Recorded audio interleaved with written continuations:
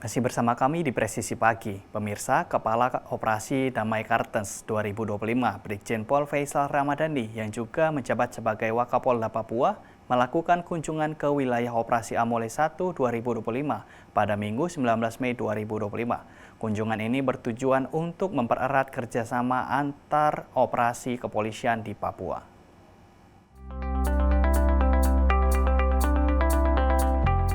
Dalam kunjungan tersebut, Kaops Damai Kartens 2025 didampingi oleh para pejabat utama Operasi Damai Kartens 2025, rombongan berangkat dari Mako Batalion B Pelopor Satbrimob Polda Papua di Mimika. Adapun lokasi-lokasi yang dikunjungi dalam Operasi Amole 1 2025 antara lain Pos Amole Mile 39, Pos Amole Mile 68, Pos Amole Mile 72, dan Polsek Tembagapura. Kunjungan ini diharapkan dapat meningkatkan sinergi dan koordinasi antar petugas di lapangan. Brigjen Pol Faisal Ramadhani menekankan pentingnya kerjasama yang solid antara berbagai operasi kepolisian dalam menciptakan kedamaian yang berkelanjutan di tanah Papua.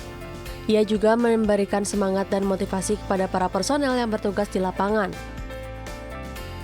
Kunjungan ini merupakan wujud komitmen Polri untuk terus hadir dan memberikan pelayanan terbaik kepada masyarakat Papua. Diharapkan dengan terjalinnya kerjasama yang baik, situasi keamanan di Papua dapat semakin kondusif. Kabar gembira bagi masyarakat Banda Aceh, mulai Senin 19 Mei 2025, layanan perpanjangan surat izin mengemudi atau SIM dan pengurusan ganti surat tanda nomor kendaraan atau STNK 5 tahunan kini tersedia di Mall Pelayanan Publik atau MPP Banda Aceh. Langkah ini diharapkan dapat meningkatkan kemudahan akses masyarakat terhadap layanan kepolisian.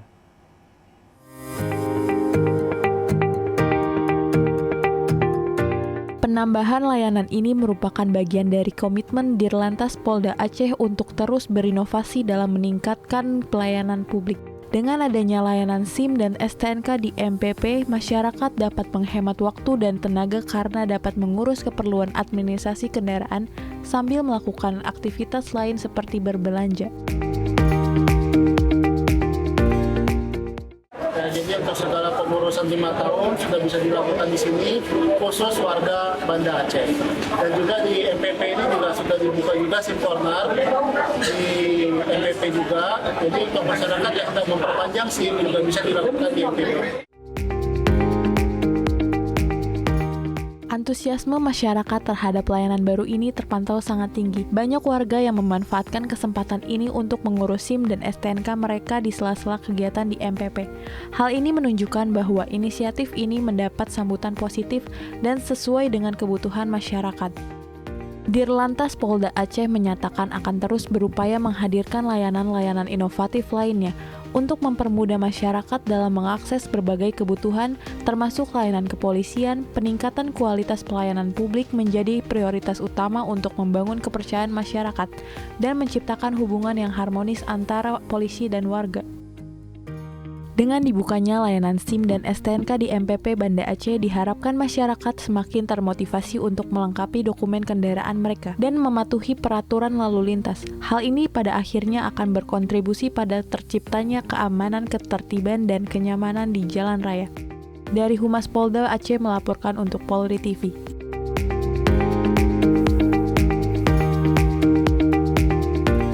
Kapolri Jenderal Polisi Listio Sigit Prabowo memberikan apresiasi tinggi kepada tim voli putra dan putri Polri, Jakarta Bayangkara Presisi dan Popsivo Polwan atas prestasi gemilang mereka dalam PLN Mobile Pro Liga 2025. Acara seremoni apresiasi digelar pada Selasa 20 Mei 2025 malam di Auditorium STIK Lemdiklat Polri, Jakarta Selatan, dan dihadiri oleh pejabat utama Mabes Polri serta seluruh tim voli Polri. Kapolri Jenderal Polisi Listio Sigit Prabowo memberikan apresiasi tinggi kepada tim voli putra dan putri Polri, Jakarta Bayangkara Presisi dan Popsivo Polwan atas prestasi gemilang mereka dalam PLN Mobile Pro Liga 2025. Jakarta Bayangkara Presisi berhasil menjadi juara pertama setelah mengalahkan Jakarta Lavani Livin Transmedia. Sementara itu, Popsivo Polwan mencapai posisi runner-up putri setelah tampil dominan di putaran pertama dengan status tak terkalahkan. Kapolri Jenderal Polisi Listio Sigit Prabowo menyampaikan ucapan selamat dan terima kasih kepada seluruh pemain, tim ofisial, pelatih, dan manajemen atas kerja keras, kedisiplinan, serta kekompakan yang telah membawa tim voli Polri meraih pencapaian ini. Dan saya kira keberhasilan yang ada ini tentunya diraih dengan kerja keras, disiplin yang luar biasa, latihan, dan tentunya juga bagaimana mereka menjadi satu tim yang sangat kompak dalam kondisi yang tadinya hampir saja kalah, namun kemudian bisa dikembalikan dan bahkan bisa menjadi juara satu untuk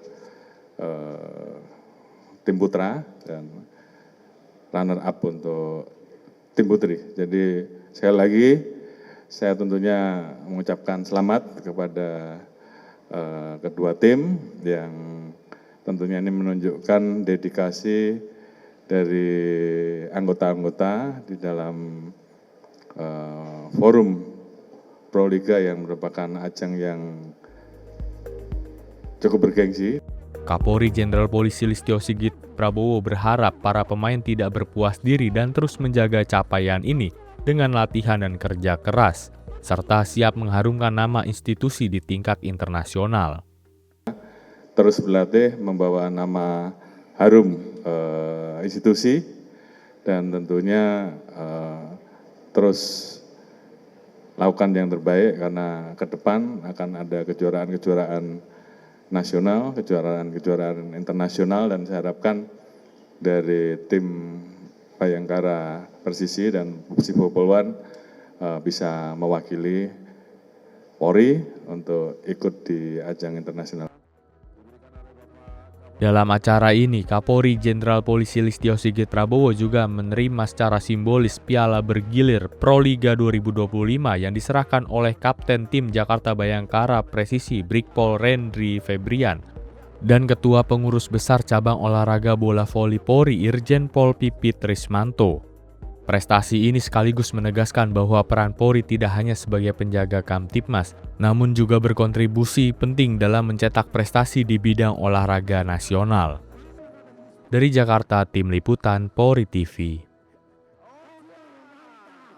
Petugas kepolisian melaksanakan patroli dengan cara yang unik dan menyehatkan, yaitu menggunakan sepeda. Kegiatan ini tidak hanya bertujuan untuk menjaga keamanan dan ketertiban masyarakat atau Kamtibmas, tetapi juga memberikan manfaat bagi kesehatan fisik para petugas.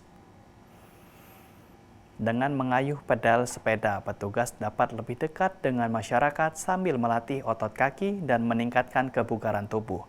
Patroli bersepeda ini menjadi alternatif yang efektif dalam menjangkau area-area yang sulit diakses oleh kendaraan bermotor. Selain berpatroli, petugas juga menyempatkan diri untuk mengunjungi tempat-tempat ibadah dan berinteraksi dengan masyarakat yang akan atau telah selesai melaksanakan kegiatan keagamaan. Dalam kesempatan tersebut, petugas menyampaikan pesan-pesan Kamtibmas untuk menciptakan lingkungan yang aman dan kondusif. Kegiatan patroli bersepeda ini diharapkan dapat meningkatkan kehadiran Polri di tengah-tengah masyarakat, mempererat hubungan antara aparat kepolisian dan warga, serta memberikan rasa aman dan nyaman bagi seluruh lapisan masyarakat.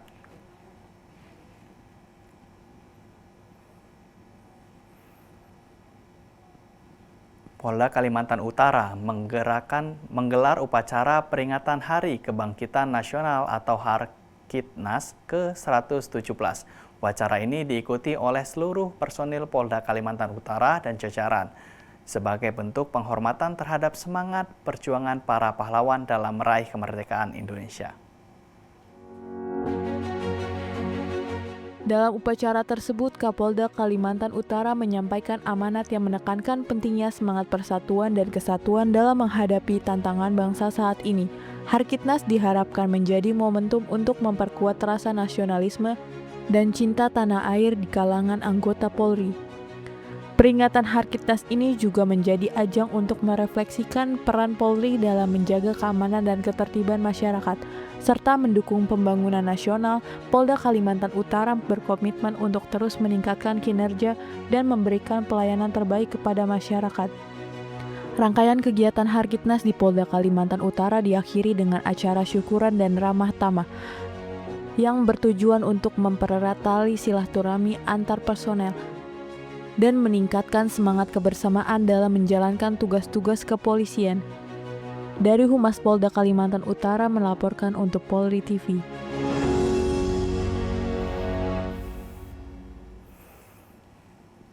Razia Berantas Jaya 2025 yang digelar petugas Satuan Reserse Kriminal Polsek Metro Jakarta Pusat di Jalan Lejen Suprapto, Kemayoran diwarnai aksi perlawanan dari sekelompok preman berkedok juru parkir liar. Petugas bahkan harus terlibat aksi baku hantam agar bisa meringkus para preman.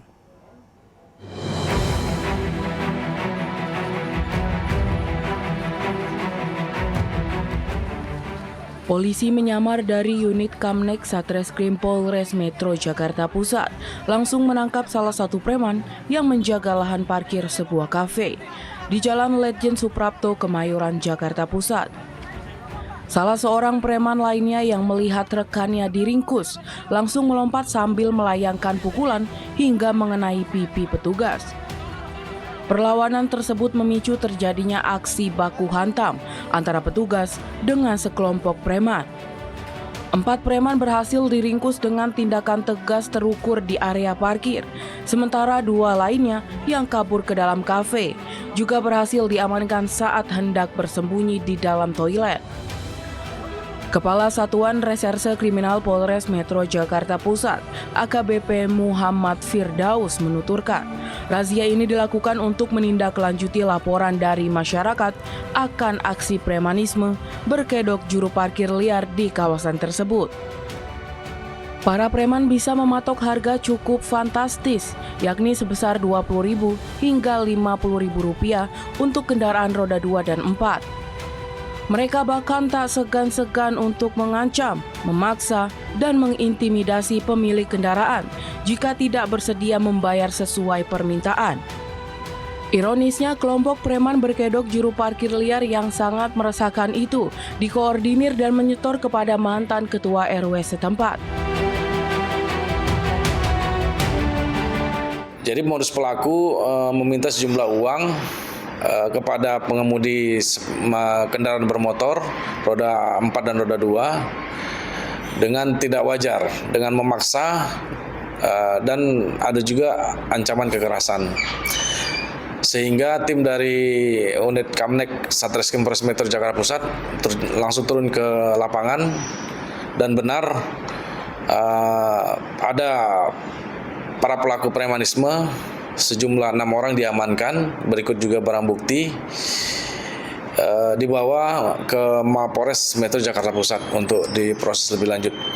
Dalam mengamankan 6 orang tersebut sempat terjadi perlawanan dari para pelaku sehingga dilakukan tindakan tegas dan terukur oleh petugas. Ya, dari informasi dari laporan dari masyarakat memberikan 5.000 terhadap mobil namun tidak diterima oleh para pelaku.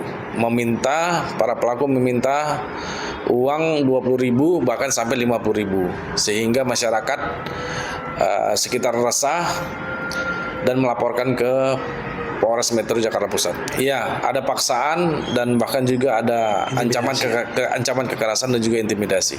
Ya, untuk hasil interogasi sementara demikian, hasil dari aksi premanisme yaitu pungutan liar ini disetorkan ke mantan RW, namun kami akan dalami lebih lanjut.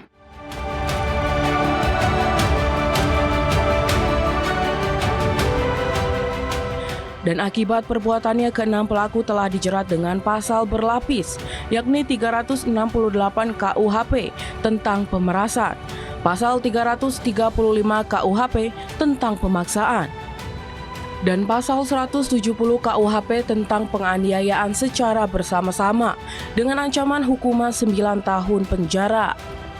Dari Humas Polres Metro Jakarta Pusat melaporkan untuk Polri TV.